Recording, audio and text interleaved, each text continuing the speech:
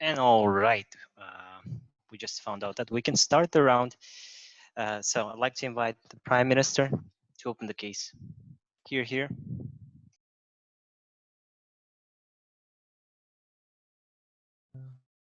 Can you hear me?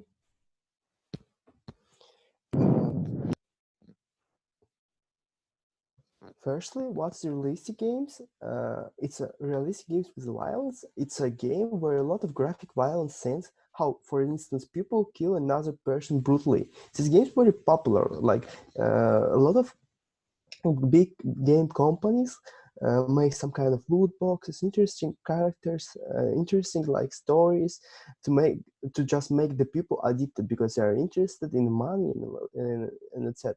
They're interested that these people will play this game, will buy and other things. So psychologically makes you more addicted to these games. And in these games there are a lot of, as I mentioned before, graphic violence sense, and they're really popular that these games also played by a child. Like a lot of children like know about these games, they want to play. Maybe if their parents do not want to play these games, they still find these games, for example, in the internet, watch, so for example, let's plays in YouTube and etc. So these games make the addiction, and people spend a lot of time in these games, even more than with parents. People spend time there with joy. They are feeling a lot of good feelings, so they like to play these games, while a lot of time with parents are not giving a lot of joy as this game, so they tend to play, they tend to just associate this game with the good feelings, with the good expressions, like and etc. So the people, children, and other people, like all the ages, wants to play this game. They're explaining that this game is joyful, etc. So so they are feeling a lot of good feelings, and etc. From the childhood, playing these games switch some moral barriers. So from childhood, people do not have some like the stable moral stance. Their minds are really flexible, and if, for example, the open opposition will say that there are a lot of factors that affect the child, like parents will say, okay, yeah, maybe there are a lot of factors, but the game is also a big factor of changing the moral stance of the people, because a child is tend to play a lot of games because it's a period when you're like to play games, when you watch let's plays, when you trying to when you see something like not acceptable, and you can play and watch watch these things, so the child is more intended to watch this. But the things that the mind of the child, the psychology of the child is really that is not really stable. So because of this really graphic violence scenes can affect their minds, then that the brutally killing of another person can affect their psychology, so that they can become like very unsociable persons. That when you see for example, the characters that are really charismatic and also is misanthropic, you want to become like these characters that are really toxic, maybe that tend to make the abuses. Maybe he will not the player, he or she, the player will not go to like kill a lot of people, but this person is tend to become the abuser. It's tend to become the toxic person that abuses a lot of people, and it's bad because it affects the socialization of this person firstly, and it's bad for the person who that affected by these abuses. About the economy and things like that, the game companies, if you just like if you just like ban these video games, big game companies like can switch their market to another direction, to non-violence games like Minecraft that are very famous for some people, so that people can just that a lot of let's plays and a lot of really big games that are very famous that with a very realistic abuser sense would not be like in a free exception for for example child and another person with the other age. So the people who like the big companies will switch their direction.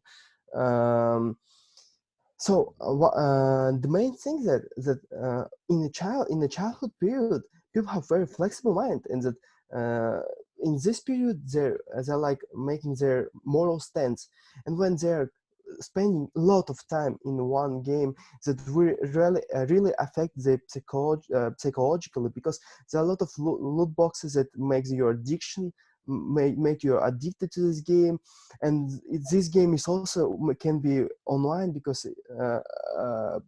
we have a tendency to make the games like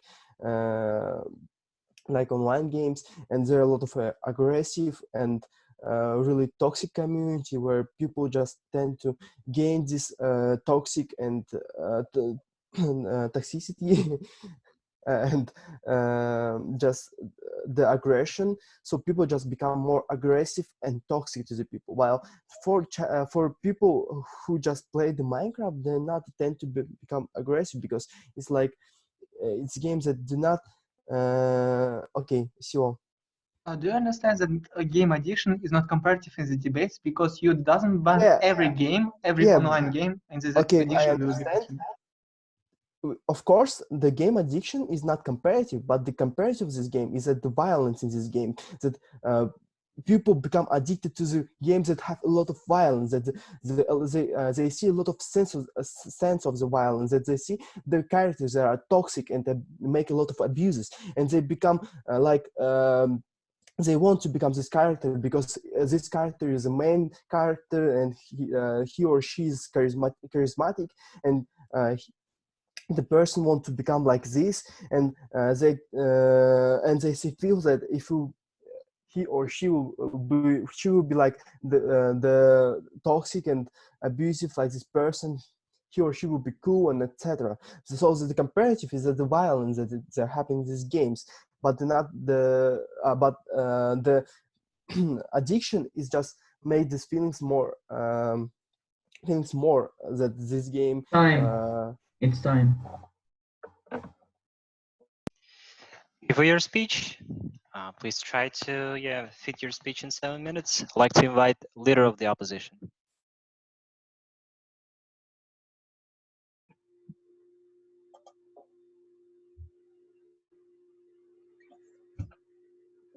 Can you hear me now?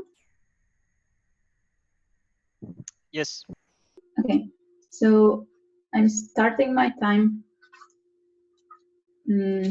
now. Okay, so I will have 2 points in this debate. The first is about legitimacy, and my second point will be about unique benefits of allowing these video games. Before that, I want to start with some rebuttals. First of all, government mostly talks about children, but children are already prohibited by law to get access to these kinds of very violent and immoral games. There is a law that only people over 18 years old can get access to these kind of games, the same way as you have to show your ID to get into a pub or to get into a violent movie which has an 18-year-old sign on it. You also can't just buy these violent video games by law, and it should be furthermore the parents' role to enforce for their own children these kinds of laws. Also, government says that even if they can't get access to the video game, they can get access to watching the broadcast, but this is completely different thing, since it removes exactly the directly engaging part of the motion, which is very important. So note that children are already prohibited to get access to these games. So prohibiting it will not make any difference. The problem is with enforcing this prohibition. So the problem is just enforcing a law, and this can be done by increasing the parents' responsibility or having stricter internet laws, but these are not part of this motion. We agree that kids can occasionally get access to these kinds of games even if it's already prohibited, but it's pretty much the same as teenagers getting access to alcohol or cigarettes, and still no one says that the best way to prohibit that is completely banning alcohol. So with that, I would go to my first point about legitimacy.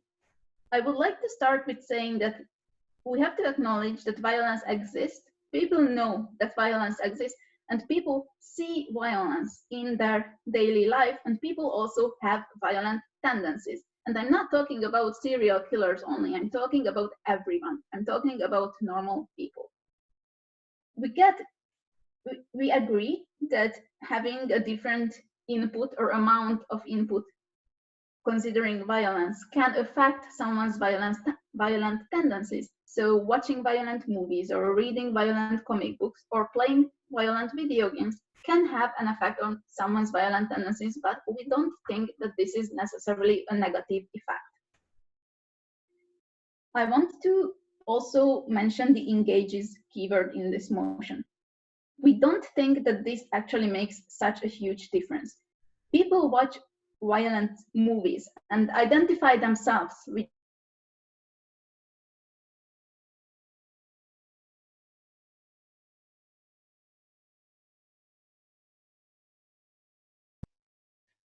I lost the connection. My video stopped. Is it the same for you guys? Yeah, exactly the same. Can I continue? Yes, you can continue now. Okay, so people, even in the movies, identify themselves with their favorite characters, and this is exactly the same. They engage through these characters that they identify themselves with. So when their favorite character kills someone in a movie, they feel that this is their achievement, the same as in the video game. There is the difference of pushing a button, but since the movies are also in such realistic settings, this doesn't make much difference. Also, people get a lot of input of violence from news about wars all around the world, and this is even more realistic, simply because this is, first of all, actual real, and people realize that this is actual real. Most people who are sane and healthy knows the difference between playing a video game or watching the movies about some kind of chemical attack in Syria. And people realize that a chemical attack in Syria is actually real, while killing someone by push of a button on a screen is not real. And I agree that there could be some differences. There could be some people who have already some kind of health problems and aggression tendency, to whom playing violent video games can have a worse effect, but these people should be treated for their pre-existing problems and shouldn't be solved by prohibiting video games. So we believe that the government has no right to prohibit these games, because this is a way of enjoyment. This is a game, and it doesn't have any direct harm to anyone. The indirect harm is not proven, and it can have indirect benefits by getting rid of violent tendencies through playing these games. And in the case of kids, it's already prohibited and should be enforced by parents, the same as they can enforce their kids not to wear super short skirts to school or ride a motorbike if they disagree with it. So in my second point, I want to go to the unique benefit of playing violent video games. First of all, mostly these violent video games are played by healthy, sane people with no serious psychological problems or no over aggressiveness. This is the majority. People who just got angry at their boss, or just got angry at the guy who hit their car's mirror in the parking lot. And they know that they can't beat them up because there are society's expectations, because there are laws, and because they are sane people and behave like a civilized person. So without using any way to get rid of this aggression would be accumulating, and it can lead to psychological problems. So if you go to, like, a completely normal person goes to a psychologist, they would recommend to get rid of this anger by go boxing or go jogging or do whatever helps you to get rid of this anger. And if you go boxing and beat up the bag, and you imagine the person's face that you are angry at, it's exactly the same as playing a video game. But no, not every people likes boxing, or not every people has access to a gym. So for them, a video game is a good way to get rid of this accumulating aggression so that it will not cause any psychological damage later. It's a safe way and it doesn't harm anyone. So to sum up, I explained you why children shouldn't be part of this motion since it's already prohibited for kids to play these games, and why we think the government has no right to prohibit video games, and how it actually has direct benefits for getting rid of aggression in a safe environment. Thank you. Thank you. Deputy Prime Minister.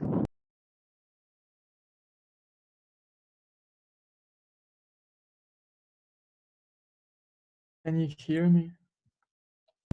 Yes.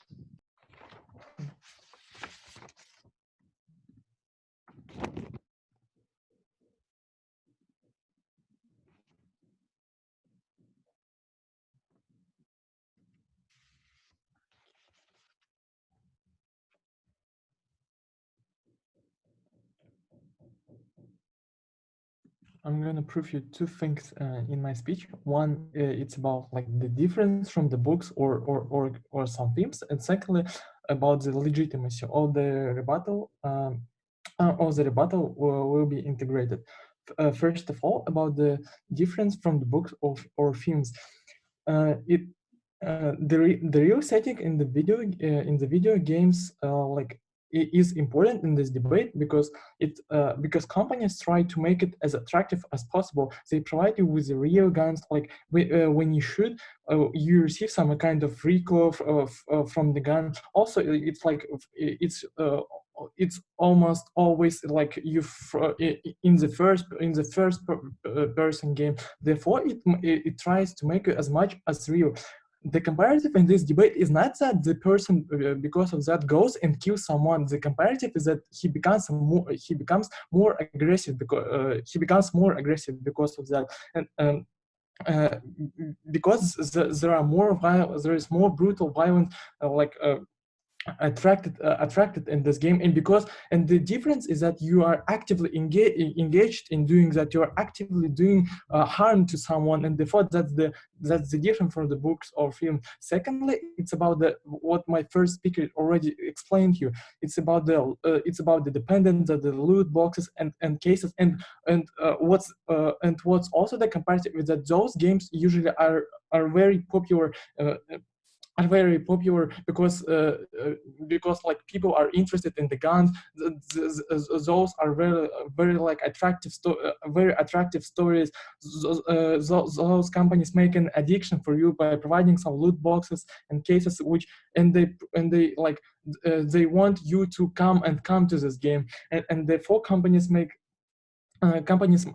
it all for you to come inside the game again and again. Third point is that it's about the toxic community, which also was described by my first partner. But note that there are also some like online games in which those toxic community also affects you. Why? Because there are a lot of insults on the basis of there are a lot of insights and discrimination on the basis of your sex, gender, or race, and therefore it makes you makes you more aggressive. So the comparative here that those games make you more aggressive. Like even if the opposition side will prove that that there are some other factors which influence the people who play this game, we say still that the games are that games still are an important factor because now people usually like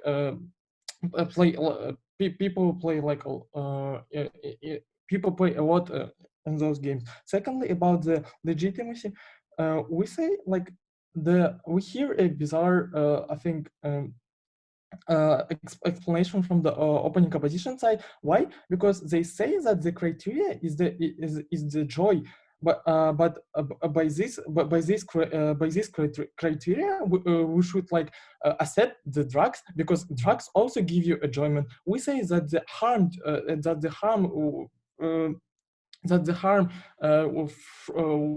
the harm that you get from the violence inside the games is very big, because it's psychologically affects you as much as maybe yes to a smaller extent, but as much as the drugs do. But more explaining on the legitimacy, like we already banned some casinos. Yes, they are also way in enjoyment, but we ban casinos like they are only in a very limited series, even if they provide some enjoyment. Why? Because it also causes you an addiction.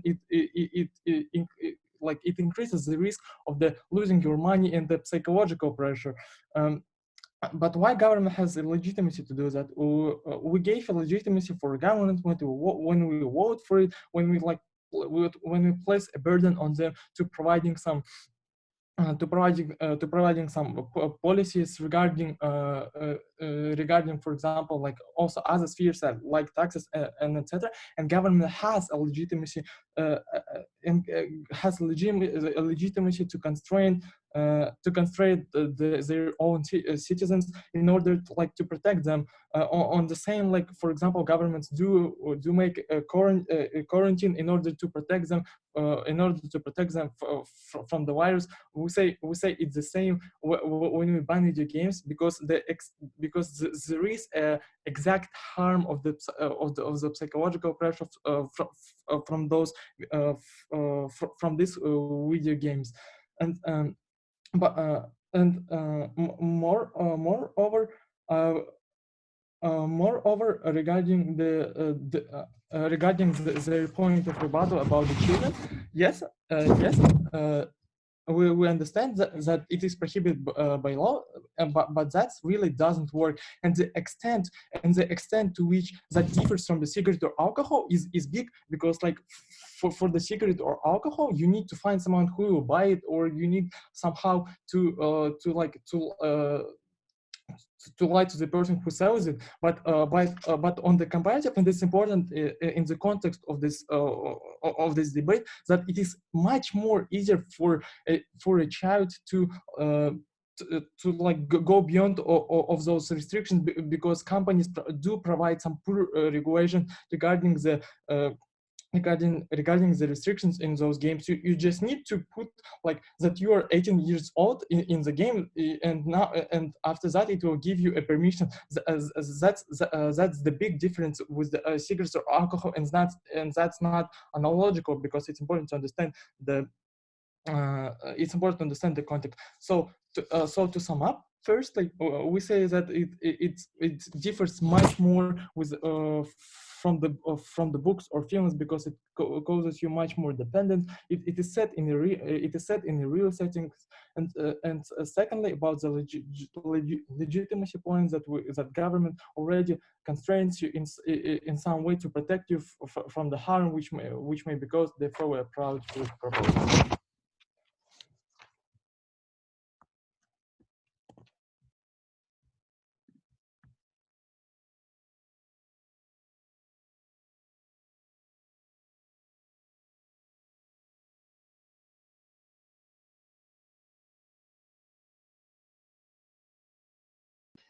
Thank you.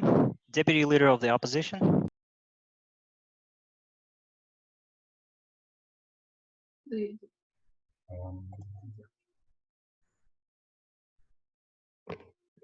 Hello, can you hear me? Yes. Okay. So just give me a sec.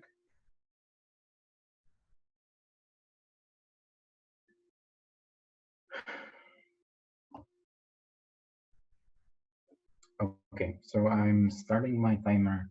3, 2, 1, now. So in my speech, I would like to more elaborate on who is playing those games, how likely are those people to behave like that in the real world, how the differences between the game and the real life, as was already now hinted by opening government. And then that it is a unique way how to, for example, treat PTSD, or to study people's behavior and help in psychiatric diseases. Before that, I would like to go and give some rebuttals. So first, there was addiction mentioned, and let me just tell you that addiction comes with many other things. It's not unique to extremely violent and brutal games. It's also, like as was already explained by the government, it comes with all games. All the games are designed to be addictive, designed to attract people, make them play. So based on their logic, we should also prohibit like Minecraft or Minesweeper or chess, for example, or any other games, because games in general are addictive because they are there to amuse people. So it's not specific to the cruel games. To the legitimacy point, yes, we have constraints on people playing in casinos and on alcohol, because we see the real consequences. For example, someone who loses all the money, get addicted to playing machines, and then bankrupts, destroys the whole family, doesn't have income, or people dying from virus. We see those real consequences, and that is why we ban those casinos, alcohol, put people in quarantine. And also, if a violent game is that harmful that, for example, it starts a series of suicides or homicides or attacks or causes much more damage, we agree that we should also restrict it or ban this specific game, but we shouldn't ban all the games which are violent. Okay, so let me go to the point of who plays those games. As was already mentioned by my colleague, there are people who play just like one time, even when they need to release their anger, when they are really pissed, where nothing works, and they just go and want to like kill someone, just like take the computer, move as their favorite hero and be the hero in the world, and everything works perfectly. There are also people, and there's probably the majority of them playing those games who I'm going to talk about, who are usually young men or women searching for some adventure. They are looking for respect, for acknowledgement, want to be the heroes. They want to show their power. They want to prove that they are the best. They want to get attention. And notice that it's also like those people are already kind of outsiders or can be outsiders, isolated. And this is the way how they can easily find their community outside, how they can prove that they are the best by, for example, playing in a video game where they can win or where they win. They can go play tournaments and challenge other people, and using their and being and proving that they are the best without actually causing any damage. The thing which they are doing is they are just playing in a safe environment. If something goes wrong, they can still replay, and it actually helps them being acknowledged by people and society. Okay, to the second point, the difference between the real world and a game. So clicking a mouse is not the same as holding a rifle or a knife. Yes, those companies are trying to make it as best, trustworthy as possible. They use first person, they use shaking your screen or whatever when you're moving, but it's different than if you are, for example, then outside, and there is no possible comparative between killing someone on the screen in the computer and killing the person in real life, because you cannot wait a second. You cannot compare the feeling of a person when they are fighting for their life. You cannot compare seeing their eyes directly, seeing how the life escapes from their eyes. You cannot compare, you cannot get into a computer game the feeling when you get to know this woman which you just killed was supposed to get married tomorrow. You cannot compare the harm which it causes, or you cannot compare that this man who you just killed has a nice, beautiful daughter or a son.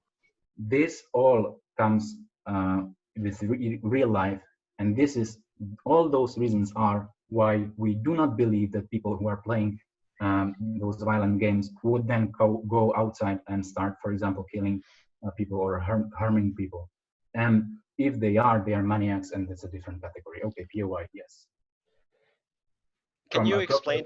from. Can you explain to us what specifically about violent, realistic video games that provide any of the unique benefits that you talk about, and not just video games in general? Because I can vent in a unrealistic game just as well as I can in COD.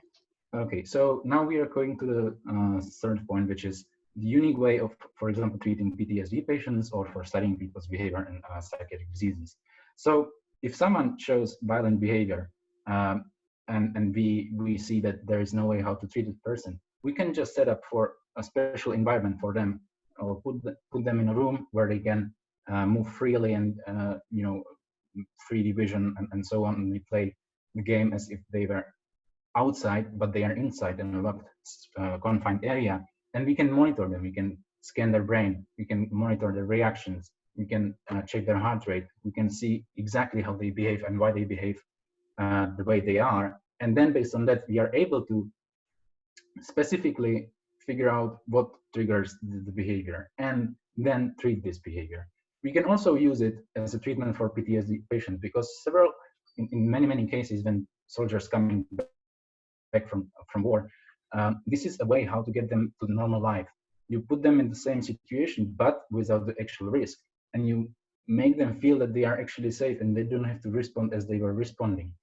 This way is a unique way for treating patients and allowing them to recover out of large traumas, and this would be also lost if we ban totally.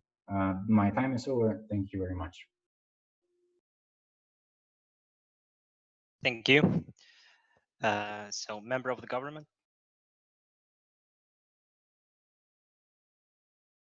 Yeah, just give me a second. Can you hear me? Yes. Okay, good. Just gotta find my timer. Okay. I'll start now, I guess.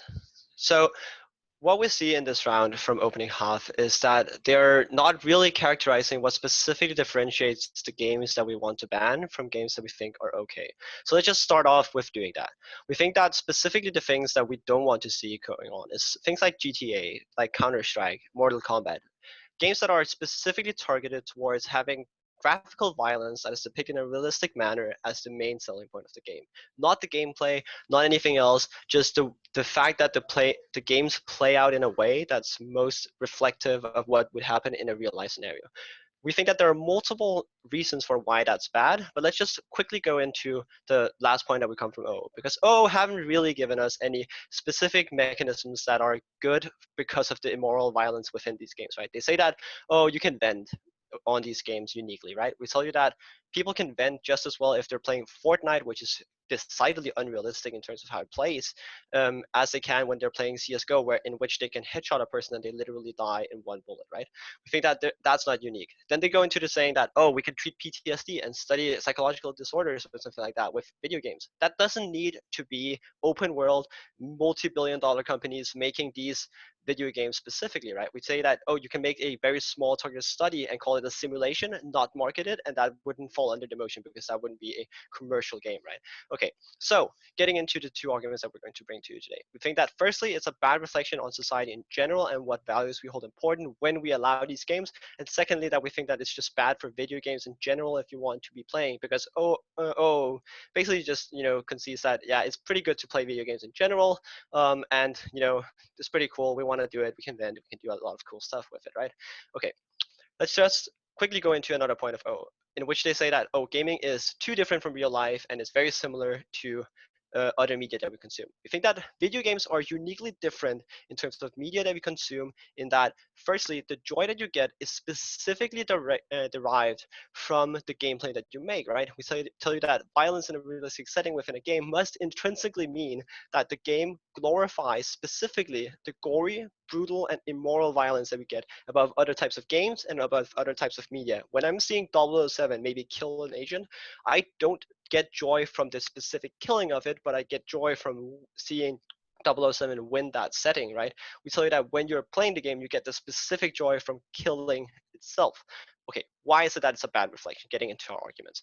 First point here, and we have 3 of them. Firstly, media and entertainment are generally reflections of what we value and care about in society, right? We think that media is just, in times of general bad times, we have a lot of dystopic media that gets generated. We think that, for example, right now we see a lot of things that's trending about pandemics, right? Because that's, what we see in society. We tell you that what we see reflected within media and what we play is generally a reflection of what it is that we get with what we value and find important within society. This means that this means that when you are allowing realistic depictions, and with an extra point and emphasis on the realistic, right? This means that we are accepting this specific sort of violent behavior, because what is it that's different from having, unrealistic gameplay as a contrary? So that when you have it unrealistic, you don't really get that same connection towards the real world actions, right? Because it's just a gameplay mechanism. When you're a little space shooter that's shooting small aliens that are just dots on the screen, you don't really connect that in the same way to specifically killing. And when you see fantasy characters doing the same things, you don't see that. What we need to see from opposition side is, a specific defense of why it has to be realistic, because we don't really think that that's good. Why is it that we think that's not good? It trivializes and normalizes these actions that are taken. We think that young men, just as OG says, are going to be continuously exposed to this, and then they think that it's, just generally more acceptable. Not in the terms of that they're going to do it themselves, but in terms of being more accepting towards violent outbursts, both from themselves and from other people, and wartime violence, in which they can deem it more necessary to do torture and stuff like that. Okay. Particularly, we think this is important when you have a very small subset of people. It doesn't need to be a lot of people. It just needs to be a handful in the entire world for us to deem this, unsafe, right?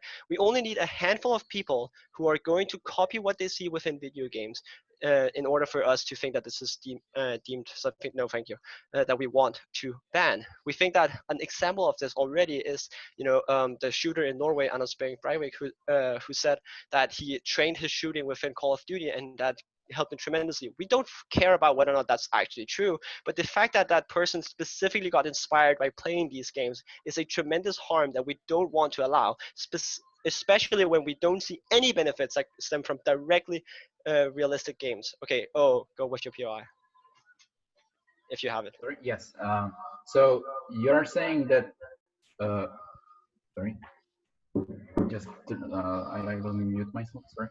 So you're saying that, for example, fantasy games are,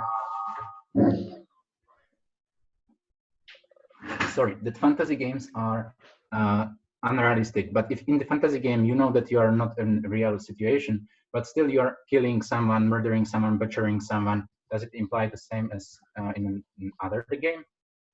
No, we don't think so, because it's specifically different in terms of what we see. When I see a person, and this is getting increasingly more important as games get more realistic, that are going to look more realistic, then that's going to be more closely tied to reality, meaning that when I kill an orc, it's not the same as killing a person, because a person is definitively looking different, right? Okay, getting on to our second point about why it looks bad for video games in general. We think that there are 3 general points. Firstly, other video games get pulled into the same category. This means that other games that are in the that play the same but don't exactly look the same are going to be lumped together, because parents just generally don't care. They're just saying, oh, video games are bad, let's just ban them in general. We say that this is going to be, overprotective parents are just going to keep their children away from games that are very useful for developing, cognitive functions and, being social and stuff like that. All the benefits that we talked about. Secondly, we think that, and this is generally speaking about esports, right, and advertising of games. We think that, if we want esports, and we think that generally speaking, computer games are really good for people, because they allow you to develop cognitive skills, they allow you to develop motor functions and stuff like that. If you want to have good advertisement, you need to be able to advertise it, right? We think that, specifically these violent games are games that are unlikely to be advertised, unlikely to be accepted, because people who are advertisers generally don't like the gory details, right? We think that they're also very likely to lump it into one general category, that esports is a bad thing in general. And we think that's very sad, because, firstly, it's just great entertainment, but also, more importantly, it specifically allows you to get things that you can't get from traditional sports in terms of strategy, in terms of, real-time action, and in terms of inclusivity and how close it is you are to the players. Because of all these things, we think it's incredibly important. And what we need from CEO now is to understand why specifically the violent, realistic parts are making them more realistic. Thank you.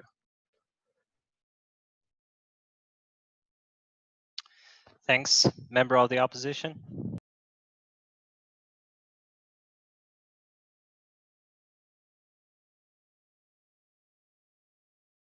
Yes, I'm here. Yep. Okay, we can start. I accept challenge from CG, and I will explain why realistic gameplay is not something bad, but how realistic gameplay is a tool of changing of society. But before that, let's some rebuttal of OG. The main argument about game addiction or violence games. We think that game addiction from violence games has the same symptoms of aggressive behavior as a game without violence scene, without any violence. The main reason that when you are a game addicted, you try to prioritize time to spend in game, neither in reality.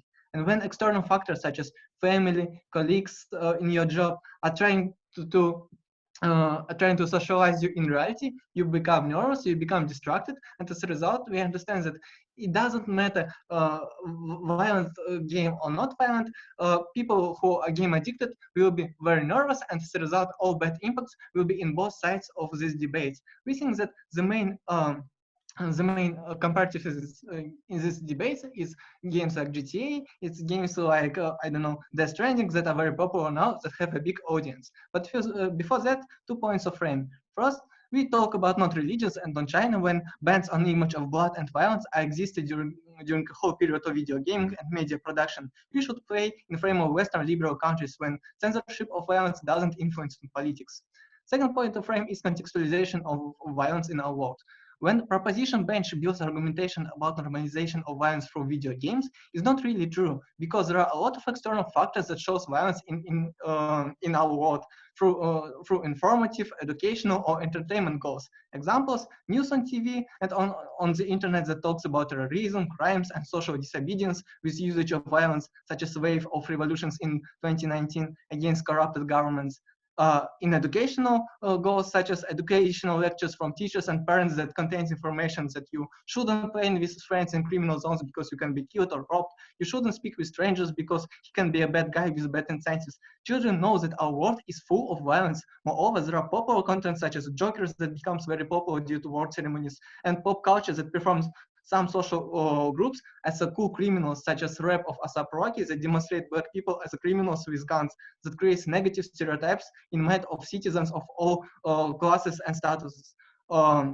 We understand that, moreover, it creates a way of life that some individuals choose because they don't have access to alternative way of life that they can choose. And we understand how these video games create new alternative view on criminals in our world.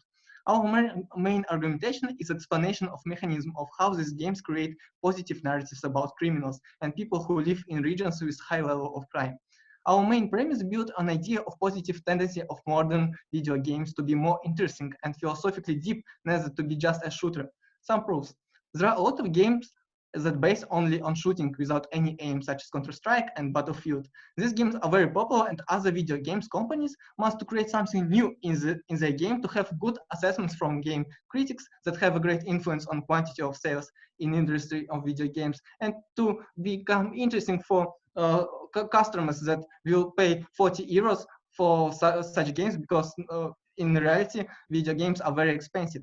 By evidence of top 5 games in 2019, we can see that games with good scenario and philosophical value has a huge domination on other games, such as Death Stranding about philosophical dilemma of life and death, Sekiro about value of life, Metro Exodus about hard moral choices in period of apocalypse. It means that demand of video games in 2020 created on quality of product, and these games have the biggest audience in comparison with shooters without any scenario. By example of hugest projects that demonstrate violence realistically is GTA 5, Red Dead Redemption, but by more detailed analysis of scenario, we can understand that creators of this game try to create a story when gamer will empathize to main hero.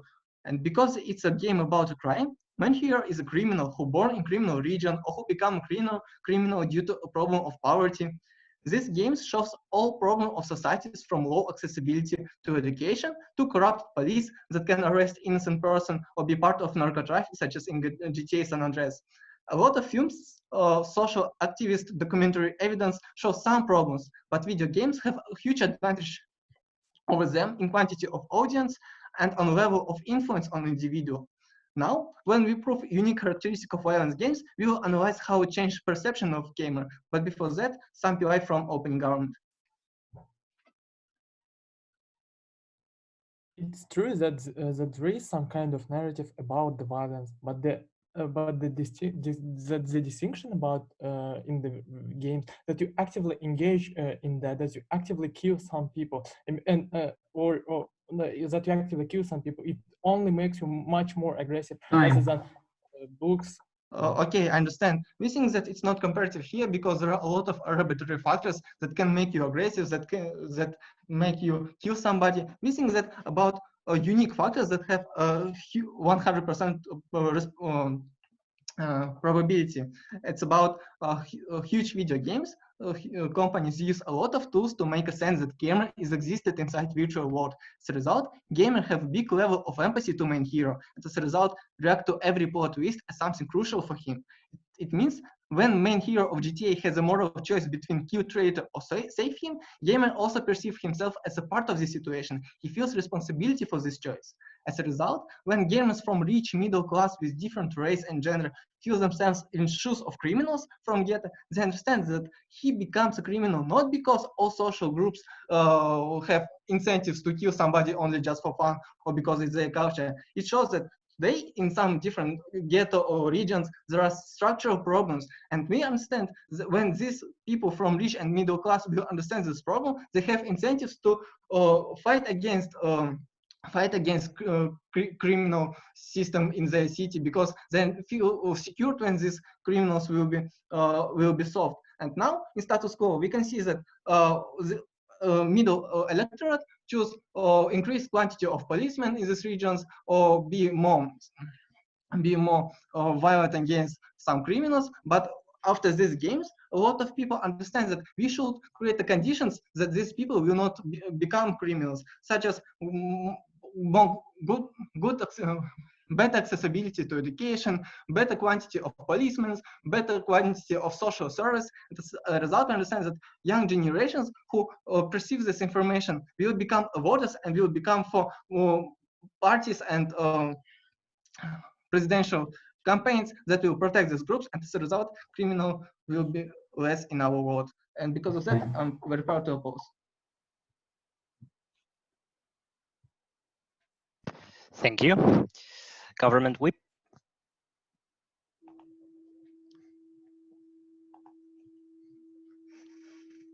Hi, can you hear me? Yep. All right, 1 second. I'll get my timer out then. Do you agree with these two clashes? All right, I'll start in 3, 2, 1. All right, so 2 points of constructive rebuttal before kind of going back in and tying up this whole debate. So on the first point of this comparative of the kind of realistic killing that's out there, the point is that violent games are specifically allowing people to take actions that closely reminisce about the actions that we deem unacceptable. Unlike in media, this is the first-person experience, meaning that the players themselves are the ones to take the action, giving them a different level of immersion and responsibility and enjoyment from this. We don't think the learning aspect that closing opposition is trying to bring in their case is necessary or unique to these kind of realistic killing games. We think that all of the good games that they're talking about would function the same way if the violence is removed. So note that none of the benefits that they're explaining are necessarily connected to the specific act of having realistically depicted violence. We think that tying back in our crux of our first argument here is that it's not exclusive to the realistic aspect. You can get these same benefits from having violent games that don't have realistic actions tied to them. To continue on this, games like Stanley's Paradox is a great game that talks about the philosophy of free will, but it has no violence. It's the same with Sekiro is a Dark Souls replica, which features no realistic violence as it is entirely fantasy-based. We think it's totally possible that we can gain the same benefits of these lessons and meaningful actions without that realistic violence being directly tied to them. So we think that the whole uniqueness of this case is the fact that it is the realistic killing, and it is that realistic catharsism that you're gaining from it. And the second point on this clash that we want to talk about is that kind of ties opening opposition also into this. They talked about the cathartic nature of when you're having the bad day and you need to go in and you're just the form and act of killing people in this realistic manner is that kind of cathartic release of the kind of expression. Well, we have two responses to this. We think that first, what Kai spoke about here, the first part that's most important here is that, again, it's not unique to the realistic aspect. We think you can gain the same benefits from a game like Fortnite, where you're going and killing someone with these made-up guns in this kind of made-up universe, as you can by doing it in CSGO, where you're able to snipe someone's, get a headshot with a sniper. I think the same kind of release of the same kind of anger or expression is kind of unique on both sides of the house. So now let's go and kind of impact the arguments that we brought and kind of show why we're standing over our opening half. So we have two main points here. The first is this kind of bad reflection on society in general and the values that we're holding important. So we think that irrespective of the effects that of what it's going to have on the player, whether it makes these players kind of cathartic or it has negative spiraling effects for these players, we think that at the end of the day, just the fact that we're condoning this realistic violence and we're putting it in the forefront of a media, putting it in esports, is detrimental to the view of society. It's detrimental to parents who actually want to teach lessons to their children. And we think there's the benefits that opposition, even if they're standing, are still kind of outweighed by just the negative impacts that we see by having violent games in the forefront of the media. And then the second thing where a lot of the impacting comes in is in the bad reputation for video games in general. We think that in the status quo, esports and video games is an industry that's growing. It's created so many new opportunities for people who are otherwise left out of these kind of traditional sports or traditional kind of becoming a professional athlete, where now esports has opened up these channels. And if we're pushing and continually pushing these kind of realistic violent portrayals, it's going to result in kind of a detrimental effect to the momentum that esports currently has within society. It's going to significantly harm the amount of advertisements that can be gained and put money into the sports. It's going to be taking away from opportunities for people. And again, it's just going to create a negative stigma around video games in general. And even if it's not the total perception, but if there is a perception by parents and adults, they're not that video games have these violent portrayals, these realistic violent portrayals, it's not going to be creating greater accessibility to reach any of these benefits that opposition wants to claim that you get from this cathartic behavior of when you have a horrible day, you need to go into a realistic game and shoot someone. It's significantly less accessible if that's the whole perception, that's the driving aspect for it. So we think on two levels that it's directly harming the esports in general, the public perception, in addition to advertisement money, which creates a lot of opportunities down the line. So let's kind of go back in and see where this debate is standing. So what did OO bring us? OO brought us two kind of main points here. The first was their legitimacy argument that violence is out there, that we're identifying with these kind of characters. It's the same as killing in the movies. We think we kind of dealt with this pretty effectively by saying that in terms of media and for the movies in general, we think that it's the first person experience that kind of differentiates that kind of impacting. And then the second is in terms of, we think that their unique benefits they're getting are not unique to the fact that, tying back into the motion, that it's the realistic portrayal of this violence. We think that you can get the same cathartic benefits they're talking about in unrealistic and fantasy games and through the act of killing and identifying with these characters.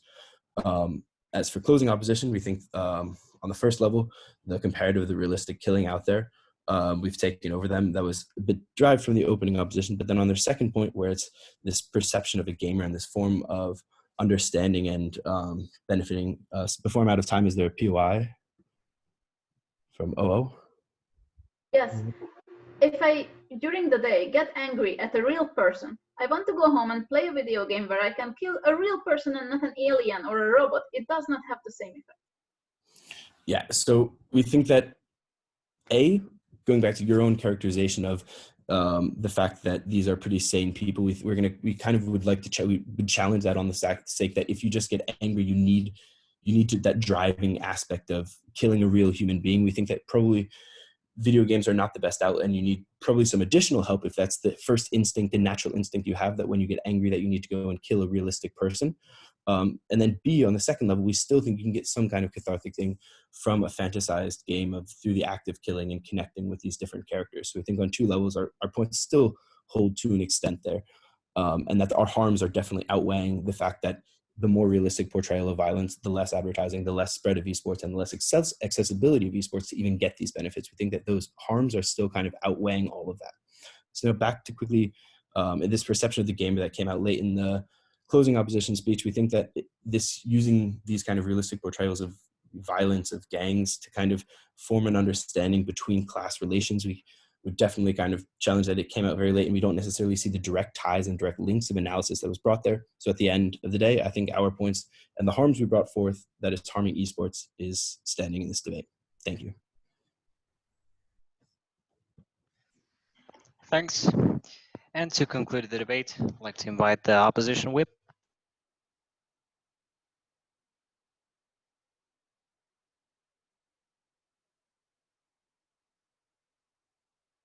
Can you hear me? Yep. Actually, if someone wants to ask POI, I encourage to say it out loud because I will see on timer. Actually, okay. What do we need to understand firstly in this motion is one reply upon the opposing government on case when they tell us that violence is not an important attribute in order to choose those things which we have proven you here after those games, i.e. better portrayal of the poor regions, better portrayal of motivations of those who have to become a felon because of life conditions, and better regions. So why violence here is important attribute? First is the easiest way to portray those regions because it's undeniable immutable attribute here because of a lot of injustice because of things that even police in those regions are trying to discriminate those people who live in ghetto, i.e. like in USA we see etc., who trying to defend them, i.e. in Mexico, etc., a lot of things here. But secondly, though, we need to understand that it's impossible to portray the way how a person be felon, how police live their daily life, or how soldiers their daily life in order to produce the empathy without violence, because it's specifications of their jobs, it's specifications of their daily life. We didn't understand, and it's impossible to portray it without any violence here. Okay, but the point to understand here is is what framework you should accept as a judge, Mr. Speaker. Unfortunately, Amirlan, I'm sorry to interrupt you. Your connection is slightly interrupted, so if you can sit in a place where you have a better connection, that would be great. I will try to remove. Rustem, From which point can you stop the timer? Didn't hear me? No, in general, I could grasp what you mean, but sometimes, yeah, your speech would get interrupted by this lags. So should I start again or just continue from the? No, just continue. But yeah, make sure your connection is good. Okay, now I think it will become better.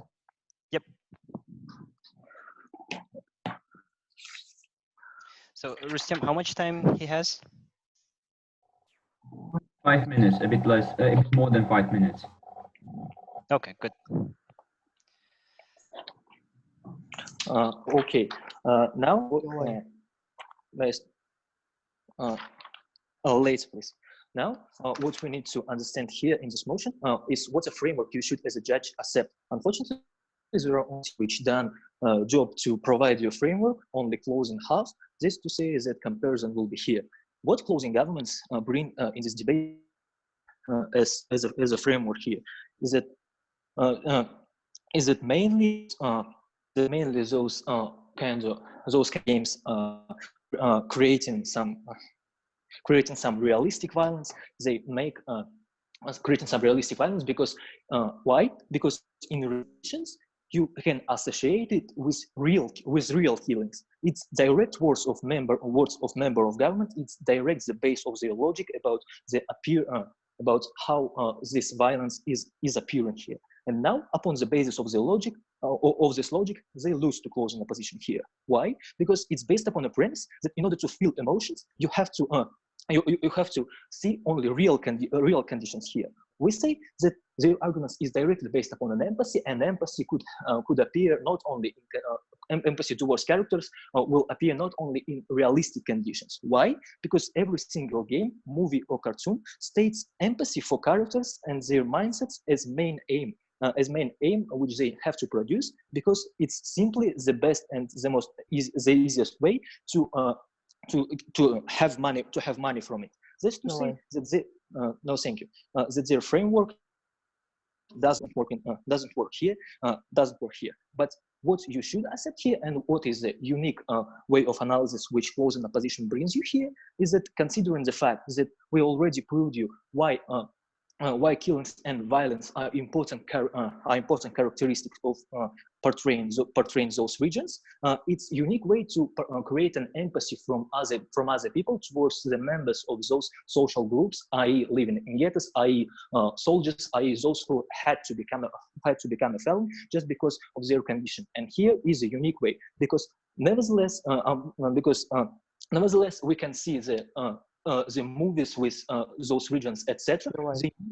No, thank you. The uniqueness here is that thing that opening government is trying to state in PY for us. The uniqueness here is witness, and I could myself now associate me with those problems which those people face, because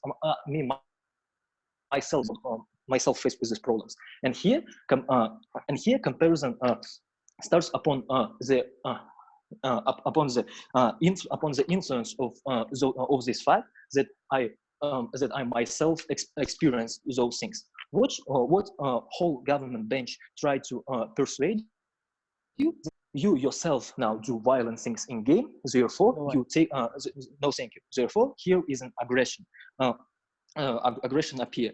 Okay, but here their burden to prove now is to show why games are so powerful enough to make me to behave aggressively in my daily life. Because nevertheless, the fact that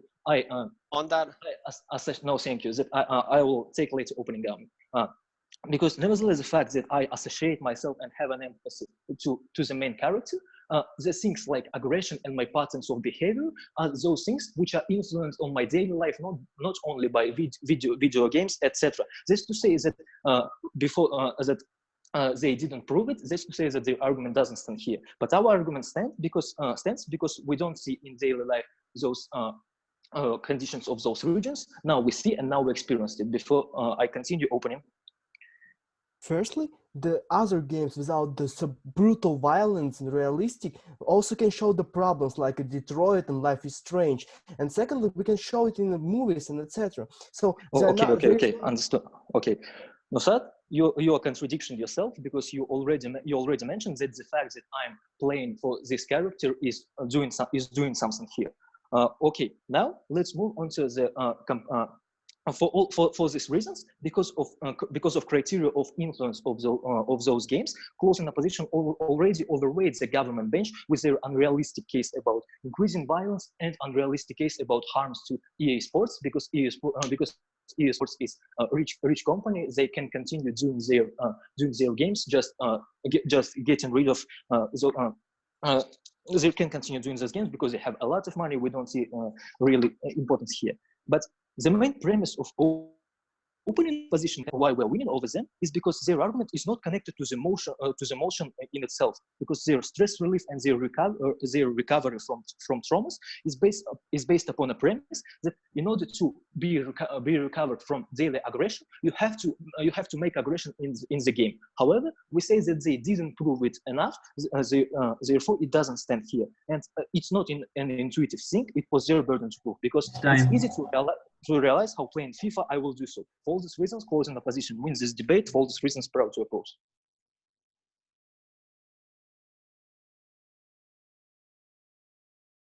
Thank you for your speech. That's the end of the round. Please don't shake hands and give me 15 minutes.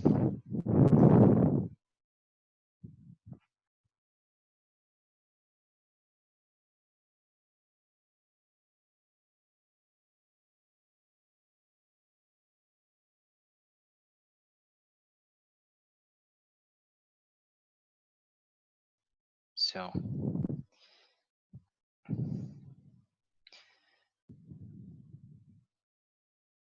Is everyone here? OG, Yes. Nursat, and Kanat? Yes, yes. Okay, Yes. OO, Anna and Jan? Yes. Okay, great. CG, Kaijan Yes. and Kristian? Okay, Yes. CO, Dima, Amirlan? Yeah. Okay, in that case, may I start? So once again, thank you for the round. Just to remind you, my name is Magzhan, and the call I made today is, so CG came first, followed by the opening opposition, then third goes to the closing opposition, and fourth to the opening government. So let me just begin with the OG first. So Nursat and Kanat, guys, I think the problem your case had today, and which could have and the thing which could have improved your case significantly in this game was for, lack of analysis of why realistic settings and depiction of violence in a realistic way should be banned, because the motion targets specifically that group of games. And I think if you just analyzed why, yeah, we need to focus all of our banning efforts on that group of games, why they lead to more violence, I think that could help your case, and you just gave that advantage to your closing team. Speaking about another problem your case had with the children. So I think it's fair to say that children is a stakeholder in this motion. Yes, children would probably be affected, but your case was limited just to children. And yeah, as it was noted by the opening opposition, we already have mechanisms protecting children from being exposed to violence, and also there are other groups you are not talking about, right? Adults and everyone else who is playing this these games. I think you have unnecessarily limited the scope of your case. Next time, yeah, try to make sure that you're covering all actors and your case isn't limited to one particular group. About the impact you were talking, the fact that this kind of violent games lead children to becoming more toxic and unsociable. First of all, I don't think your analysis was sufficient to demonstrate that like it really happens that way, that kids after playing these games, or anyone being influenced by this game, would actually start being less sociable, and I mean being more toxic. It wasn't super clear what kind of harm would that spill into in terms of its societal impact. So I think those could be areas you could work on next time. Comparing you to the team of closing opposition, which came up third, the thing which differentiates you guys in the closing up is more detailed analysis. I think your analysis of the gaming industry was the best I've seen in this round. The thing which wasn't enough for you guys to win this game is this link in your major block of argumentation. So the point you guys are making is that to understand what leads to violence, to understand what leads to these problems, people and yeah, in this crime engendering areas where they live, you need empathy. And to gain that empathy, you actually need to see and you need to engage in this violence in a game setting, of course. And yeah, when closing off tried to argue that and said that like that actually isn't unique, violence isn't necessary, your response was that it is impossible to describe a criminal or a life of a criminal or the setting in that neighborhood without portraying the violence. And actually, I don't think that response was clear in terms of showing that I need to see how a person is murdered, I need to see the blood, I need to see the depiction of this brutal and immoral violence, as the motion states, in order to understand and feel empathetic towards the structural problems like poverty and other things which made that person kill another one, right? So to sum up, the point I'm trying to make is, yeah, I just didn't quite get the link between seeing the murder, seeing the violent crime happening, and understanding and feeling empathetic towards problems of, yeah, people who commit crimes and then solving them. I think that empathy comes from other images, like seeing the poverty. Don't think that I'm just adding my own thoughts to evaluation of your argument. I'm just trying to understand how I would have explained it if I were trying to make that point. So in general, I just think that, yeah, it wasn't quite clear from your case why violence is central to the empathy. Comparing you to the first opposition, which came up second in this game, I think the case of the second opposition was, a little bit more persuasive in terms of, understanding how the violence can actually bring to a real benefit. So for example, when you see the violence, as the opening up says, you can vent off this negative emotions, you can just let the steam out. However, what prevented the opening opposition from coming up first in this game is the fact that, first of all, venting off, I don't think it's completely irreplaceable in terms of the fact that, like, yes, I might agree with the fact that, for example, killing a real person in a video game would be much more effective than killing robots or like some plastic toys in terms of letting your emotions out. But given the fact that, comparing it with a CG, given the fact that that way of venting your emotions off has certain consequences in terms of normalizing the violence, in terms of like, trivializing it in our daily perceptions, making people feel less like basically angered and less shocked by the violence. I think that consequence,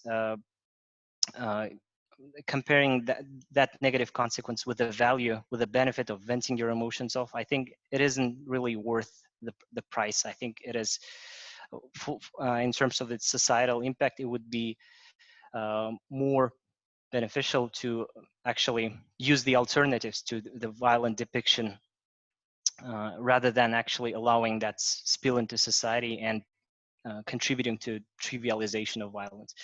Speaking about the CG, overall, I think you guys did a good job in terms of focusing on explaining why the realistic setting is actually differentiated from other kinds of settings in games, and why actually it contributes to glorification of killings. Overall, my recommendation for you guys would be, I think in the whip speech you had some repetition. I mean, in the later parts it wasn't very necessary, but overall, you did a good job on engaging with the points of all your teammates, and nice comparison. Well done. So now I'm open to your questions if you have any.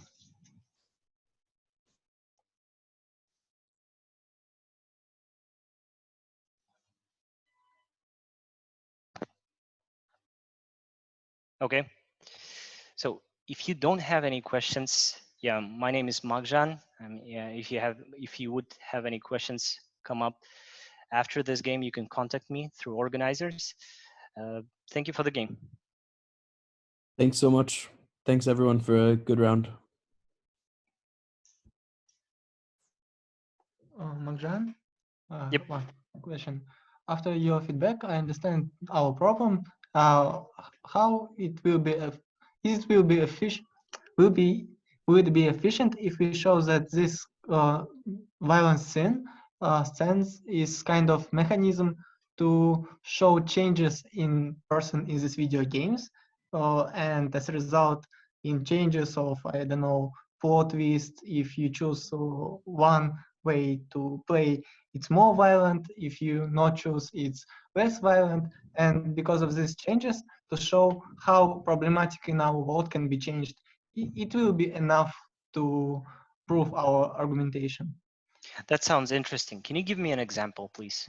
For example, in the beginning of GTA, for example, a lot of violence, a lot of blood.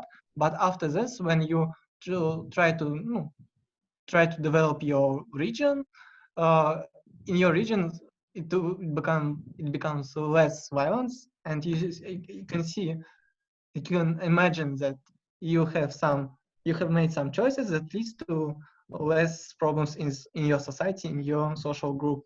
It will be enough. Yeah, that way I think it might work. however, the problem you have is that there is no way for you to make sure that all video games would be construed in a way you're describing. I mean, all right, there could be a couple of games, and as you mentioned in your case, like the trend could be now for the games with like that kind of plot, with a very meaningful philosophy behind it. But I mean, trends tend to change. The whole popularity of games might also be different 5 years down the road. And the thing is, yeah, I'm just thinking that that kind of impact is limited to a very small number of cases. Okay, I agree. What we should do to win these debates on causing opposition? Let me think. So, yeah, just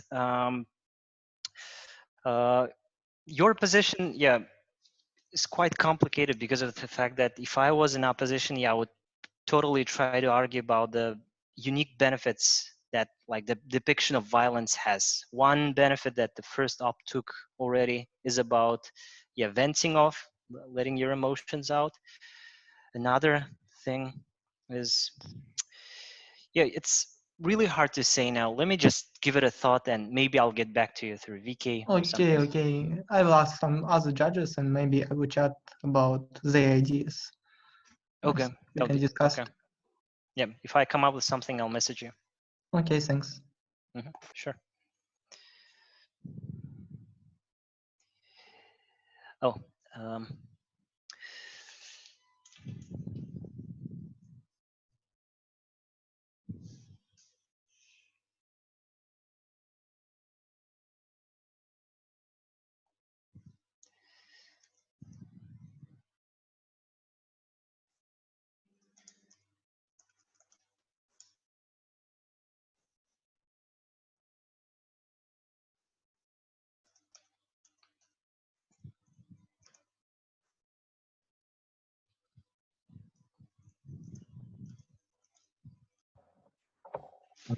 As long as there is some pause in the whole procedure, I want to ask, like, I have been recording all this time. Does anyone have thoughts about their speech? Maybe someone has changed their minds about the round and they don't want their speech to be included in the video that we are going to post to YouTube. I satisfied. I think Kassym also satisfied. Okay, Both in CG are fine with it being uploaded. great. OG and OO? Yeah, we are satisfied. OG. Cool. OG. Yeah, got it. And what about OO? Yes. Great. Thank you. Thank you. okay, I just had a request from the first op to give them a feedback. So guys, Anna and Jen, overall, I think your strength is your engagement with the first prop. I mean, very good, very good rebuttal overall. I just noticed that you haven't missed a single point. I think you should just move on with that to further rounds. The thing I would have improved in your speeches. So first was Anna, right? Just give me a sec.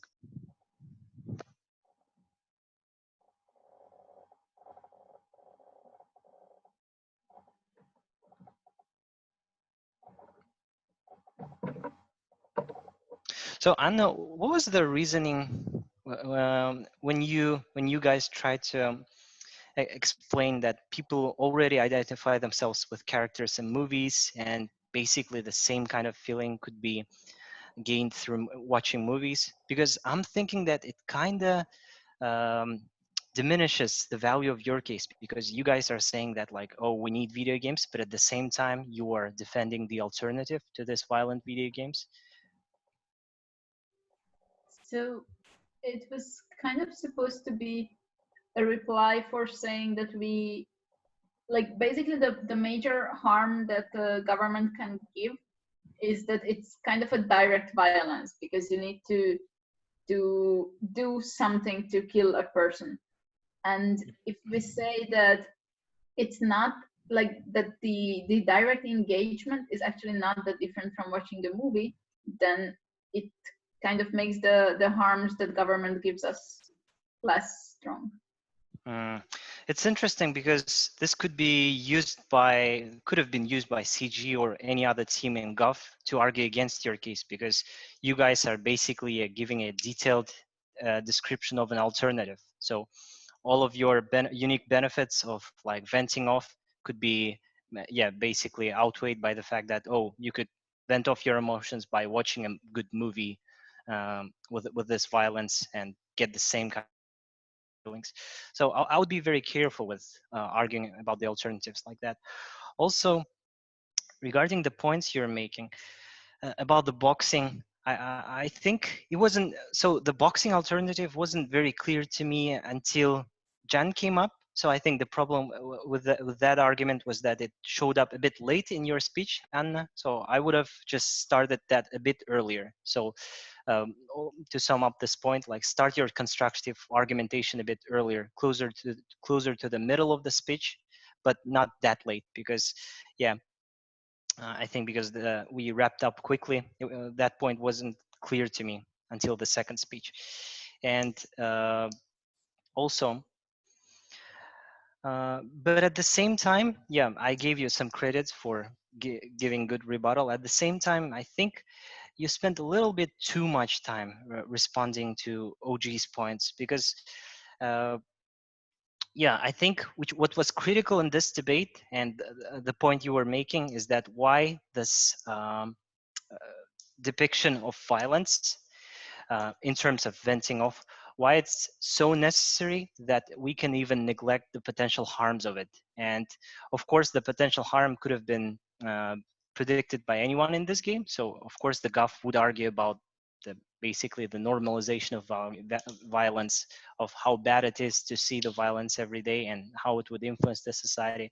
I think if you just provided me a comparison beforehand, before even the CG showed up, of like, we might understand that some people would say that we're normalizing violence, but in fact, letting people vent off is better this way, because even if the violence is normalized, it would never translate to real violence, because they have this source of letting the steam out.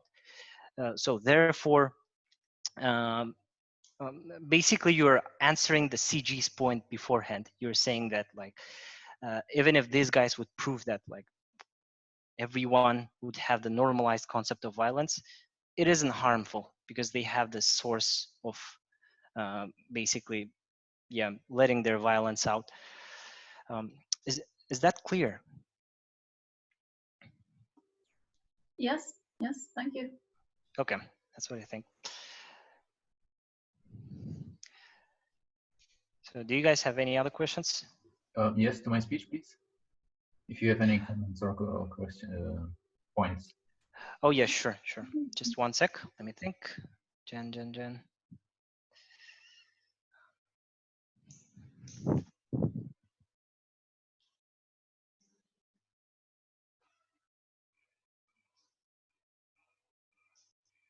Just again, overall comment to your speech and your team's speech would be, when you were arguing that, for example, just give me a sec, please.